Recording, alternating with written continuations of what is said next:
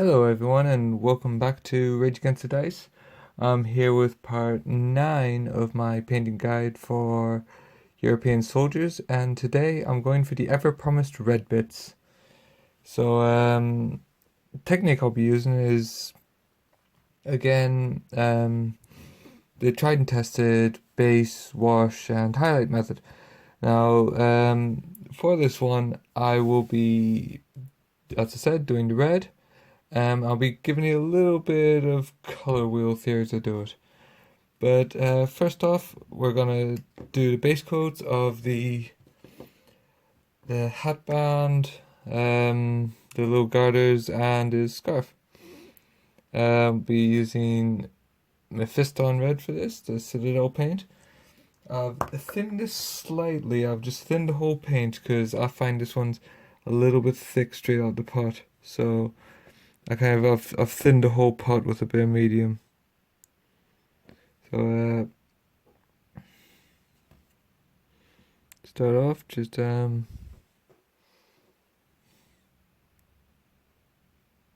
the band.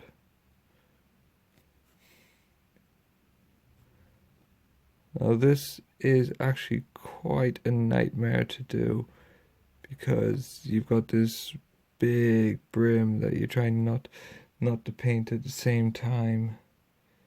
So forgive me if I'm taking my time here, but I might have to go back and touch up the hat. Let's just see how steady my hand can be. Well, so far so good, so I've no doubt just jinxed myself.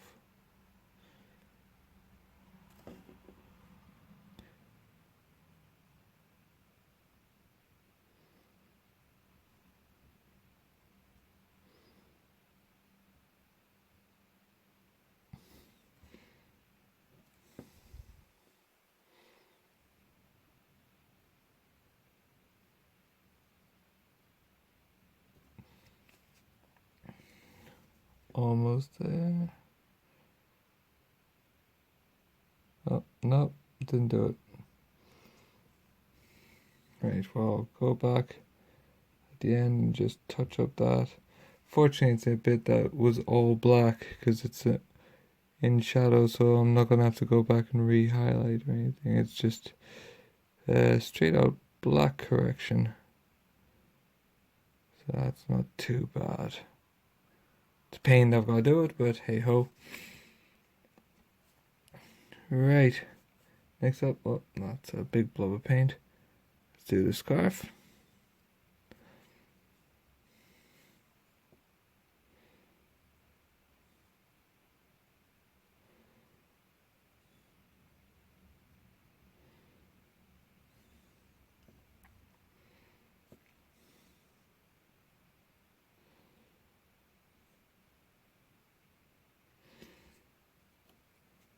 Right, so just fill in a bit of dead air here.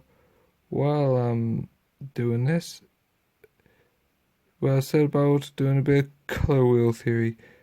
The idea behind the color wheel theory is that when you highlight, you go for a warmer color,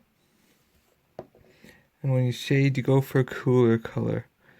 So obviously, red's right at the beginning of the wheel, if you look at it kind of from a rainbow perspective. So when I highlight, I'll be adding some orange to the mix. And when I shade, what I could do, I'll show you an example in a minute, is you can use a purple ink or mix a bit of purple in if you brush paint you highlight, you shading, sorry. But though it looks brilliant, it does look really good. It comes out almost looking a bit too fancy. So I'll be washing with rather than that, I'll be washing with brown. Reason being is that it still looks, you still get a nice shade, you can still get a nice contrast, but it doesn't look like, it looks like a pardon the expression, but a working man's red rather than a rich red. It kind of it doesn't look like a nobleman's red. It's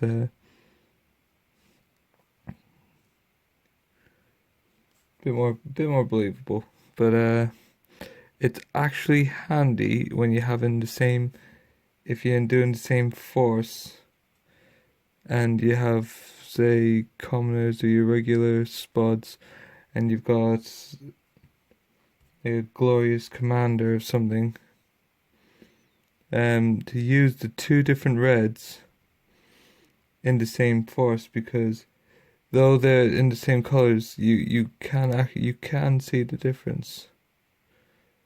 So you can add that. You can distinguish your officers or your general in a force without having to screw around with the scheme too much. You just literally different shading color, and you can kind of change the character of the red completely. So they match, but one, like the commander will have a much more striking red than your rank and file. I'll show you what I mean by that in just a minute. I have the example model just cameras shut, but I can't get it now because I only have two hands.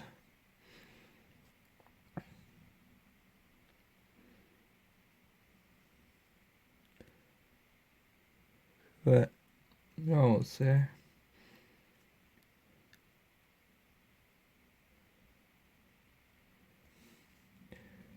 So this just gives me a little spot color, makes the soldiers a little bit more interesting.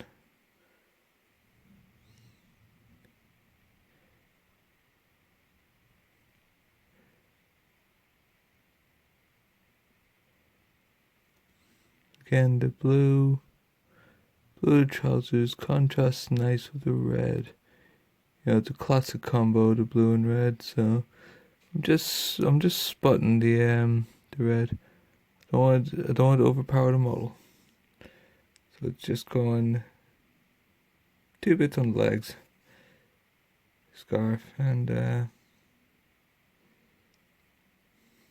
the hatband.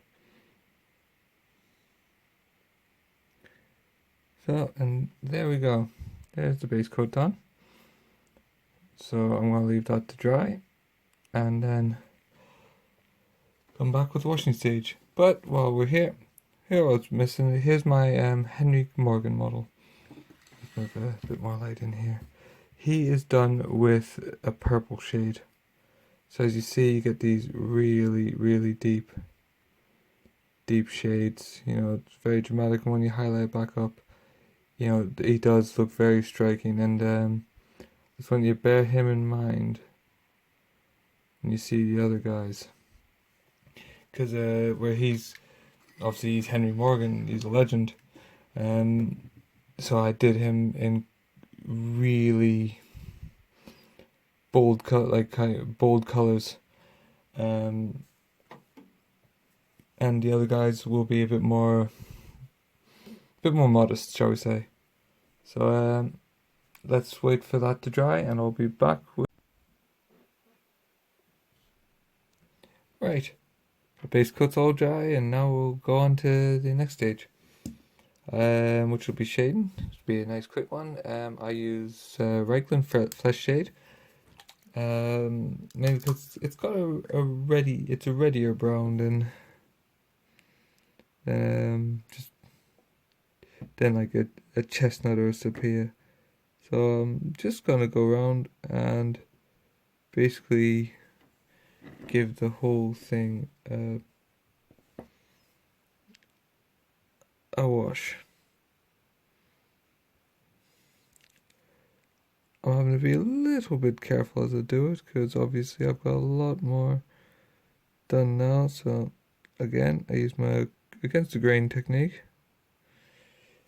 90 degrees decreases, and you get that nice little collection where you need it. far as the bands go, I just brush it across. So, oh, sorry, you can't see that. I hope you enjoyed that view of the wash pot there.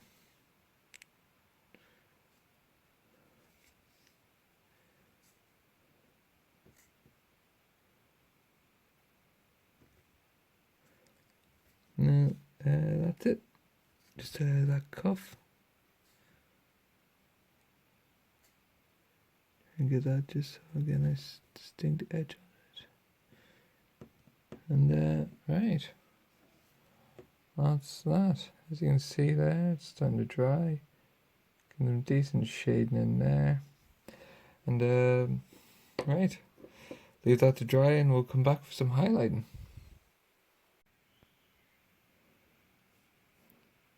Okay, ink's dry, so let's move on to highlight. So, first stage of highlight, I'm going to bring the red back up because the ink wash does dull it down a fair bit. For this, I'm going to use blood red. Yes, it is actually that old, but it's still good.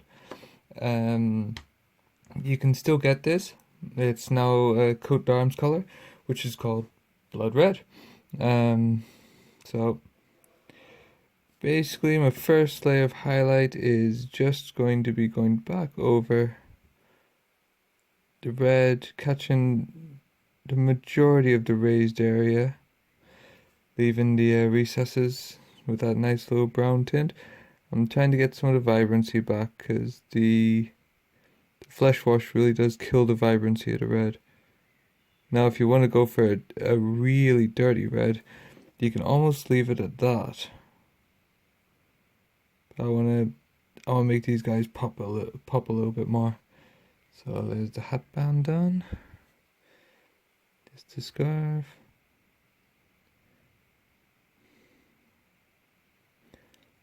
Now again, you shouldn't have any problems here because the way the wash sits, it makes the recesses quite obvious. It's a highlight area quite obvious. The raised area quite obvious. So you know where you need to be highlighting.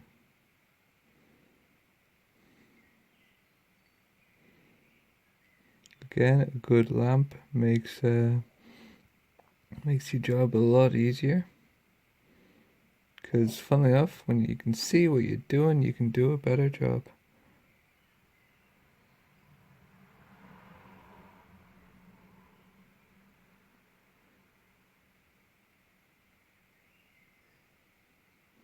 Right.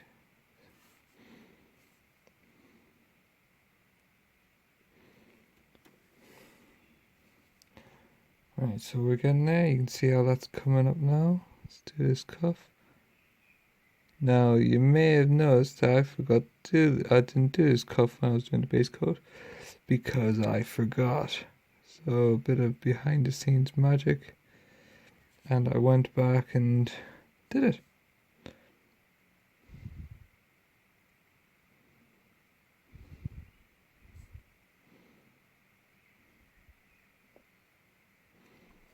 Right, last thing to do. Bits on the legs. So this, I'm just going in, I'm reinforcing that shape of the sculpt. Giving a little bit of a highlight on the loop. Not trying to get it all. Just kind of the raised area there. Going around, doing the other side of the loop. Little tag at the bottom.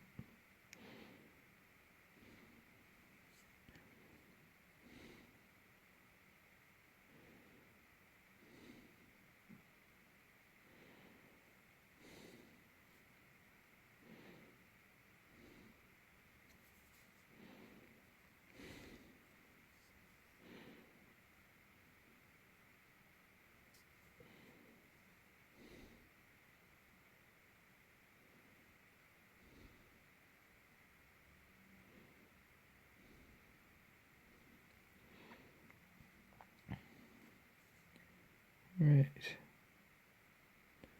Last one. So exactly the same way. I'm not trying to paint the whole bit. Just wanted to be the first highlight layer. Get some vibrancy back in the model, because it was looking a bit dull. But certainly didn't look right compared to the contrast in the trousers. It was a bit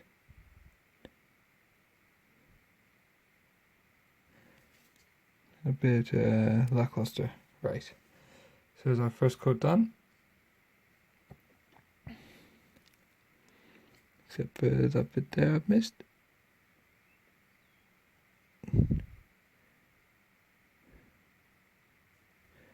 There.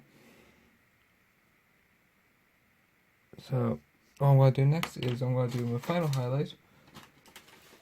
I'll move the cookie my wife brought in for me. Apparently I've painted so well I've earned a cookie.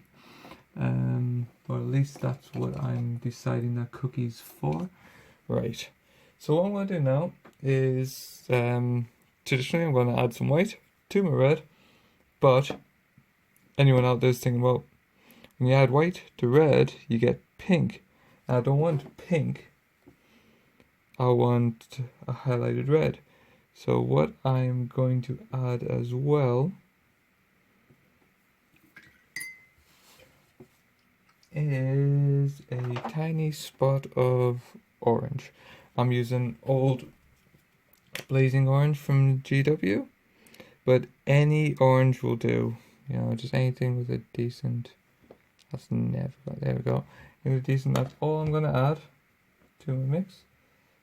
And when you mix it, you can't even really tell you've done so. But when you add your white, you can tell the difference. If you don't believe me, add your white first, and then come back. Then add your orange and see the color change you get, because I mean it's still pinkish, but it doesn't look pink, if you know what I mean. I know I'm really doing well with words, but here I'll just show you. There, it's kind of a. When you see it on the model, whoops, you'll see what I mean a bit better. Oh, that's a little thick. I'm gonna thin that down a titty bit.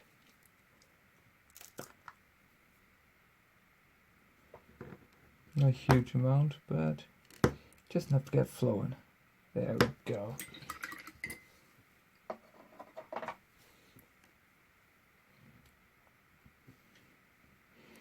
Right, and that I'm just catching the raised areas just enough to just bring that red to life.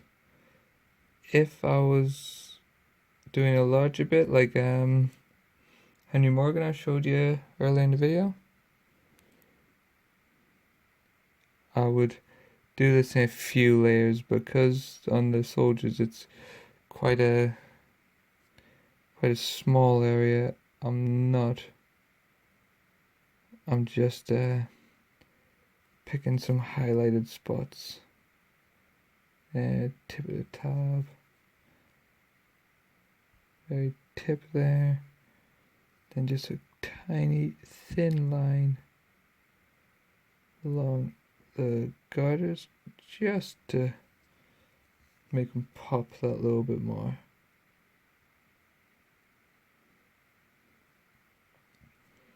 Right, on this one.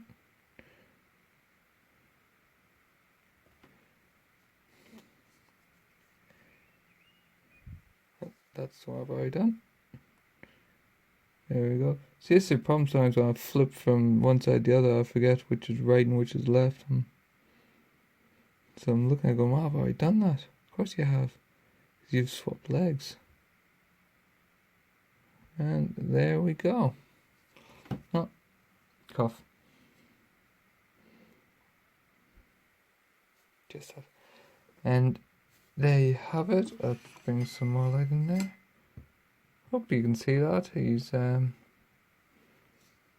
nice and Nice vibrant red going on there. And that's it. That's it for the red. Except for that bit there. Right. Well, I hope you've enjoyed that. If you have, as always, leave a comment. If you haven't liked it, leave a comment. Let us know what you think. And I'll be back next time with some more bits. But as you can see, we're almost there with these soldiers. So thanks for joining us, and I'll see you again next time. Bye bye.